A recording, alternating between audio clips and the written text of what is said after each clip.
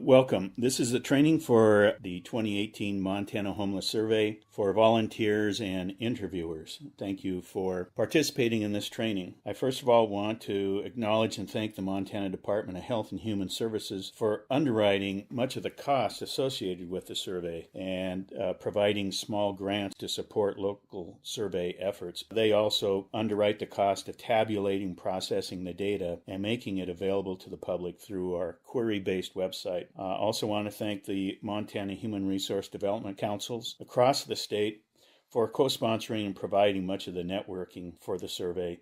And of course, acknowledge that the Montana Continuum of Care Coalition has been conducting the survey since 2005, and it is one of the requirements for us to compete for homeless grants. To put our survey into proper context, it's worth giving all volunteers some important background information. So first, our survey is part of a nationwide effort, and it's conducted at the same time across the country during the last 7 days in January. The survey data is critical for continued funding from Congress, and the survey has also been very instrumental in building public awareness about homelessness. And state and local governments use the data in their planning. And it's also important to acknowledge that a lot of nonprofits use this data in grant writing. And finally, we do conduct the survey and provide the training because we are required to in order to compete for Continuum of Care grant applications. And given that the Montana COC currently has about 18 projects statewide totaling about $2.4 million, it is very important to us. And so we thank you for being a part of this effort. So goals.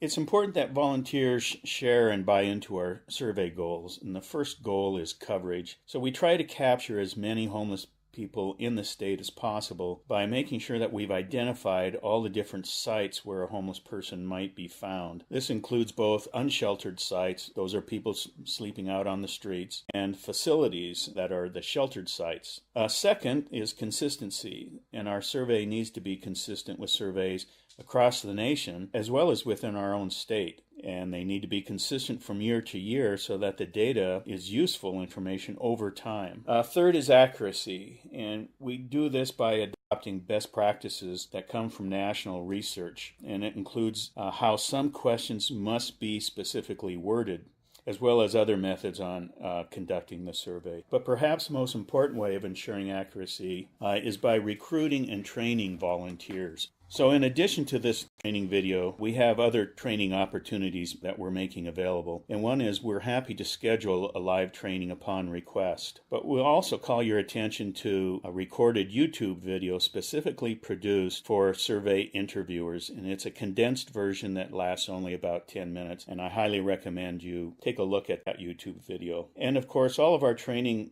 materials, including this PowerPoint, can be found at the Montana COC website. Starting last year, we did ask anyone handling completed surveys to sign a confidentiality form, and we are continuing with that again this year. The form simply asks volunteers to agree to three things: keeping all client information confidential, protecting the surveys by keeping them out of public view, and never knowingly entering accurate information. So in other words, don't ever make up answers. There are 4 frequently asked questions every year, so let's address them right off. The first one is, why are you conducting a survey in the middle of the winter? And as I said before, it's because it's simultaneously conducted across the nation. Second, people ask if answers are needed to every question. The answer is that we do need to ask every question, but it's the respondent's option to answer. If they do not want to answer a question, all they simply need to do is say pass, and we will respect that. The third frequently asked question is, some of these questions are very personal, such as, do they have a disabling condition? And again, we just want to acknowledge that we understand that these are very personal and that the respondent can simply say pass. The fourth is that many volunteers ask us for a definition of homelessness so they know who to survey. Because our survey is designed to capture data for persons under different definitions, it's not necessary. And our best guidance is to simply say, interview anyone who thinks they are homeless or anyone who you think is homeless. And our data system will screen data by whatever definition is needed.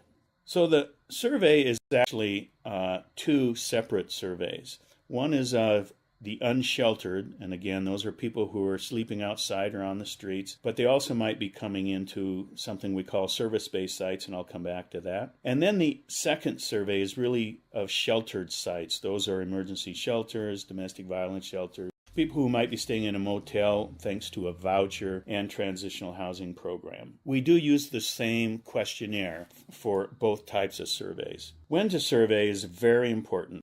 So our survey this year is on Thursday night, January 25th. Technically, this is from sundown on the 25th to sunrise on the 26th.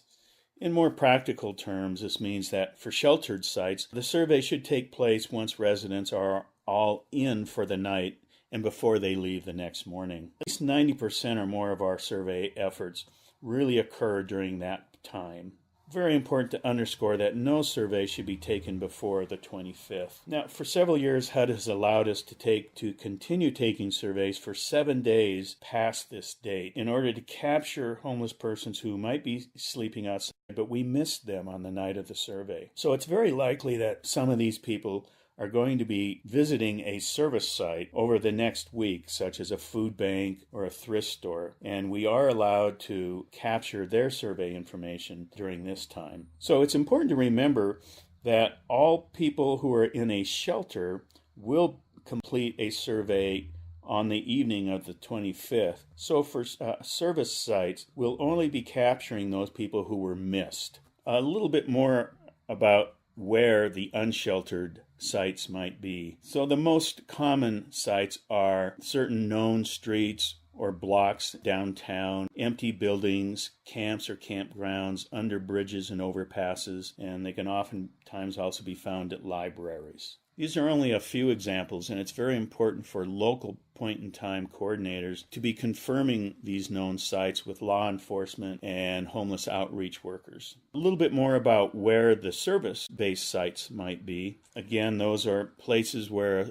a homeless person who was missed on the night of the survey might appear over the next week. The most common ones are food banks, thrift stores, Human Resource Development Council, churches, Salvation Army, and other places. A little bit now about who fills out a survey. We know from research that an interviewer provides the highest response rate and the most accurate answers. And we are trying to reach a goal of 80% of all of our surveys being completed through an interviewer. The other way is for a homeless person to fill a survey out, him or herself. And we know that this works okay when there's somebody in the immediate vicinity, a volunteer, who's close at hand, who can assist the person with any questions and to make sure that the survey gets collected. And lastly, we do allow a case manager to complete a survey on behalf of a client when they know that their client is homeless and will not complete a survey for whatever reason. So, as crucial as interviewers are in getting good responses and good accurate information, we also know that this only happens if an interviewer has some training and some practice first. Doing a dry run or two will go far in building the interviewer's understanding of what the question is asking and what the available options are.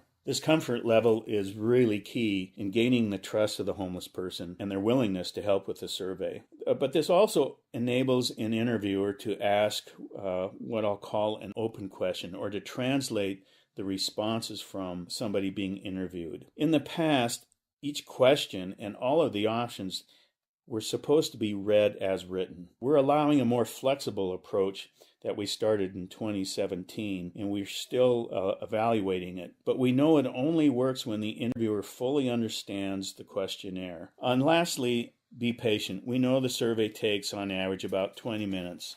So a little bit more about the ask, how you started. Chances are people sleeping in a shelter will be informed or aware that the survey is taking place, and they'll be participating along with all the other shelter residents. But approaching someone on the street can be much different. Either way, there are a few items that need to be part of any ask. So first of all, introduce yourself and say you're a volunteer with the Montana Continuum of Care. Let them know that you're conducting a survey to count homeless people in the hopes of providing better programs and services. It's very important that we inform everybody that all answers are confidential, anonymous, and voluntary. If they want to skip a question just to say pass, and that they know that we inform them that passing on any question will in no way affect receiving services. So let's get into some details about the survey questionnaire itself. Some important details. First, use only a pen or a pencil. Don't fill tip marker. These bleed through the page and the scanner cannot read them. Try to get only one survey per household or family. Just fill in the oval, don't use X's and checks, and write only where indicated. So let's highlight 5 areas in the survey. First is the front page. This includes some basic instructions, but it also includes a box called the facility identification box. The most important thing about this box is it is only filled out by a staff person in a facility. So if you are volunteering and interviewing out on the streets, totally ignore that identifier box. If you are interviewing in a facility or a shelter and that box is not filled in, just call it to the attention of somebody in the facility to make sure it does get completed. A little bit about interviewer shortcuts. So as I said before, it is important to ask each question in order and as they're written. For example, here are a few shortcuts. So question number 4 is the most important question in the survey and the one that we need to get right. This is where the person slept on the night of the survey. And this is where an ask, translate, and follow-up method might come into play. Depending on their initial answer, the appropriate option might be obvious, but if it isn't, you need to follow up. And there are a lot of options. So the first 5 options meet the HUD definition of homelessness, which are they're sleeping outside or a place not meant for habitation, sleeping in an emergency shelter, domestic violence shelter, sleeping in a motel that's being paid for through a voucher by another organization, or in a transitional housing program. For someone in a sheltered facility, the answer might be obvious, but we need to confirm that they are actually sleeping there that night, as opposed, for example, to eating dinner in an emergency shelter and then leaving for the night.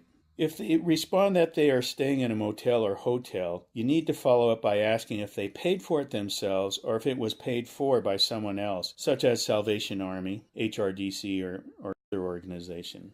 So also, if they say that they stayed with friends or family, we need to ask if it was on a short-term duration for an emergency stay or if it's a longer voluntary stay. We leave it to the respondent to make that judgment. Lastly, if they say they slept in an apartment or house, we simply need to ask if it was paid for by a subsidy or if it was paid for by themselves. Another shortcut involves the length of time that they are homeless. And there are 3 questions that ask how long or how many times a person has been homeless. Question number 7 asks, how long have you been homeless? And this is the current occurrence. Question number 8 asks, how many times have you been homeless? And question number 10 asks, how long have you been in the community?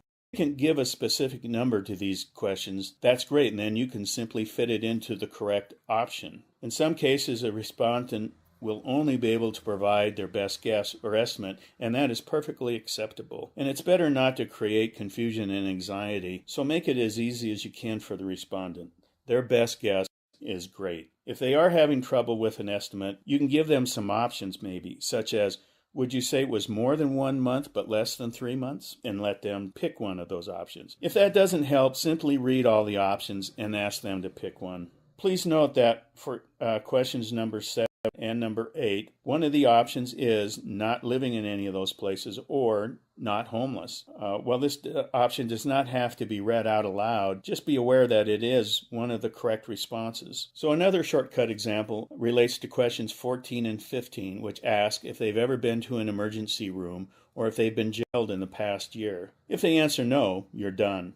If they answer yes, you do need to follow up and ask if it was once, twice, 3 times, or more. So for some questions, there are no shortcuts, and I'd like to run through some of these real quick. And these questions need to be read as written. Questions number 5 and 6 are, have you served in the armed forces or were you ever called into active duty from the reserves or National Guard? These questions and the options are specifically provided by HUD, and we need to ask them exactly as written. Questions number 11, 12, and 13 are, do you have any income Are you receiving any cash benefits? And did you leave the last place of permanent residence for any of the following reasons? These can be preceded with, I will read you a question and the options, and just say yes if I read an option that applies to you.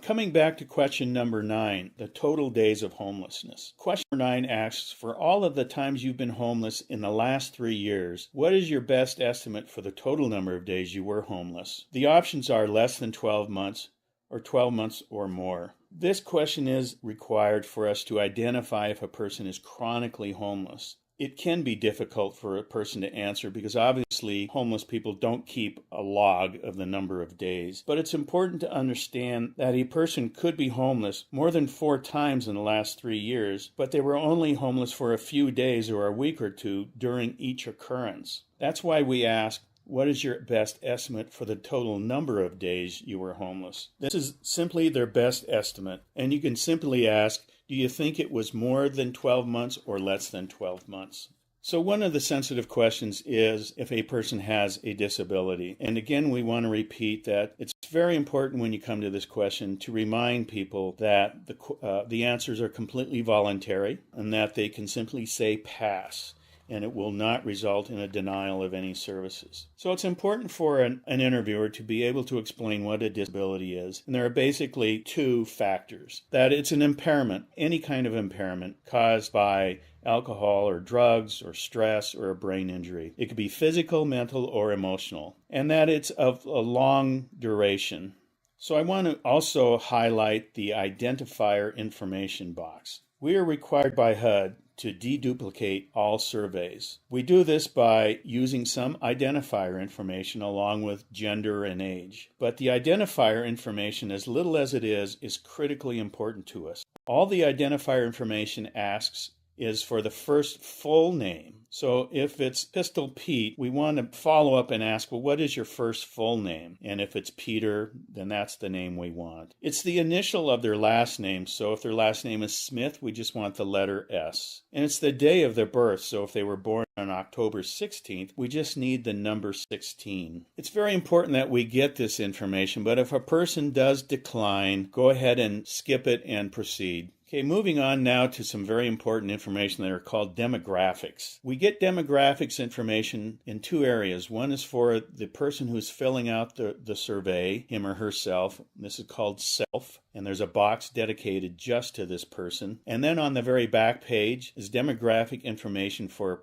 people who are accompanying the respondent. You are allowed to fill in age and gender by observation only if a person chooses not to give this information. The idea is it's better to have a guess for age and gender rather than having no information at all. But again, I emphasize we do this only in instances where the respondent refuses to answer. It's also helpful to understand that for race, there can be multiple options selected. The instructions are mark all that apply. I call your attention to question number 16, and that's the number of persons that are in a household. The question asks, including yourself, how many adults and children are in your household? That means sleeping at the same location with you on the night of the survey. If the total is more than 1, continue to the back page. If it's only 1 person and they're filling out the identifier self box, then that is just 1. So there is 1 adult and 2 children, the total is 3, and that would be reflected in 1 person in the self-identification box and 2 on the back page for accompanying persons. Most often this will just be a family, but can also be unrelated persons who are living together. So we especially need to be sure that accompanying children actually with the respondent and not living elsewhere. If you cannot confirm this by personal observation, we simply suggest you ask if the children are sleeping with them on the night of the survey. I also want to call your attention to the gender question, and this is for both the respondent and accompanying persons. The 4 options are male, female, transgender, or gender nonconforming, that is, not exclusively male or female. It's important for interviewers to be sensitive to the gender identity, and so you might just read all 4 options. I want to spend a little bit of time on this page, the demographic table for accompanying person. So there are 5 columns that will equate to 5 accompanying persons. If there are more than 5, simply check the box at the top and attach a separate survey for additional members. And add a small note such as if the respondent's name is Sally, just add Sally page 2. It is necessary to ask what the relationship of each accompanying person is to the respondent. So if it's not something simple like a son or a daughter, a child, a spouse, a partner, or other non-family member, simply select Other Non-Family. For age, if a child is younger than 1, simply enter 1. And again, if a respondent does not want to provide answers to the questions regarding gender and age and race, you are allowed to use observation, but only if they won't provide this information. A best guess on age and gender is better than having no information at all. Let's go back to disability for a second. It's important to identify the type of disability, but it's also critically important to answer the question as to whether the disability is of a long duration and will impede them or keep them from living sustainably. Lastly, if anyone has any questions about the survey, we will have a hotline available on the night of the survey. That number is listed here. All training materials are being posted to the COC website, and all of the data from the 2018 survey should be available at the publicly available query-based website by May of 2018. Most importantly, I want to thank you. Over 600 volunteers help us conduct the survey across the state. There's no way we'd be able to do this successfully without your help.